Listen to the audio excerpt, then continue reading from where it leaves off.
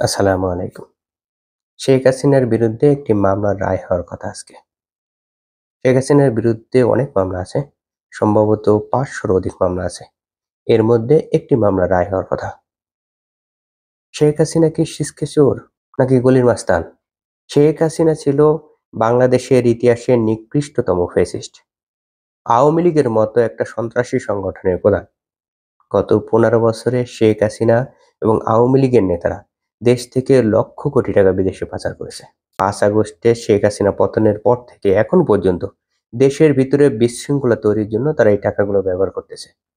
দেশের ভিতরে কিছু লোককে ভাড়া করে বিভিন্ন জায়গায় মিছিল করার চেষ্টা করে, ককটেল মারার চেষ্টা করে, বিভিন্ন জায়গায় অগ্নিসংযোগের চেষ্টা করে, এই কাজগুলো করে যাচ্ছে। এই অবস্থায় যখন শেখ হাসিনার মামলা রায় হবে, খুব স্বাভাবিকভাবেই বোঝা যায় যে দেশের ভিতরে শেখ হাসিনার হয়ে যারা কাজ করতেছে তারা বিশৃঙ্খলা চেষ্টা করবে, ঢাকায় ঝামেলা তৈরি করার চেষ্টা করবে। তাই সরকারের উচিত ছিল এদেরকে আটকের চেষ্টা করা। যারা দেশের ভিতরে হাসিনার হয়ে কাজ করতেছে, বিভিন্ন জায়গায় বিশৃঙ্খলা তৈরির চেষ্টা করতেছে, তাদেরকে আটক করা, জেলে পোরা। কিন্তু সরকার করেছে ঠিক উল্টোটা। গত ১ বছরে আওয়ামী লীগের যে গুন্ডা পান্ডাদেরকে আটক করা হয়েছিল, গত ১ মাসে তাদের অধিকাংশকেই জামিনে ছেড়ে দেওয়া হয়েছে। গত ১ বছরে ঝটিকা মিছিল থেকে যাদেরকে আটক করা হয়েছে, বিভিন্ন জায়গায় ঝামেলা তৈরির সময় যাদের আটক করা হয়েছে, তাদের অধিকাংশকেও জামিনে ছেড়ে দেওয়া হয়েছে। কেন?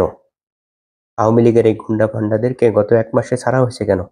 যাতে তারা ঢাকায় বাসে আগুন দিতে পারে, বিভিন্ন জায়গায় ককটেল মারতে পারে, এজন্য? কেন ছাড়া হয়েছে?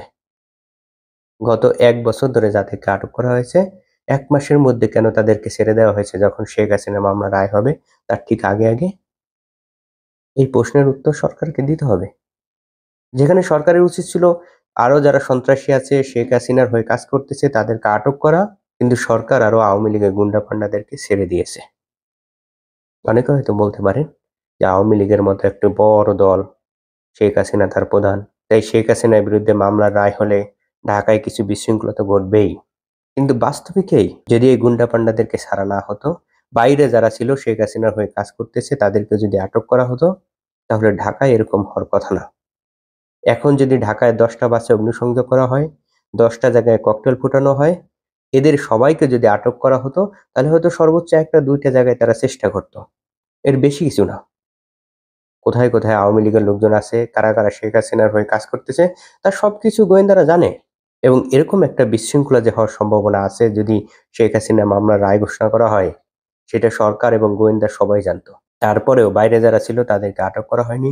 জেলে যে আওয়ামী লীগের গুন্ডাপান্ডা ছিল তাদেরকে ছেড়ে দেওয়া হয়েছে। এই আজকে ঢাকায় যে বিশৃঙ্খলা হচ্ছে, সারা দেশব্যাপী যে ঝামেলা হচ্ছে, সরকার একটু সচেতন হলে, ইচ্ছা করলেই এগুলোকে ঠেকাইতে পারত। তাই যা হচ্ছে এগুলো সরকারের গাফিলতির জন্য হচ্ছে এবং এগুলোর জন্য অনেকাংশেই সরকারই দায়ী।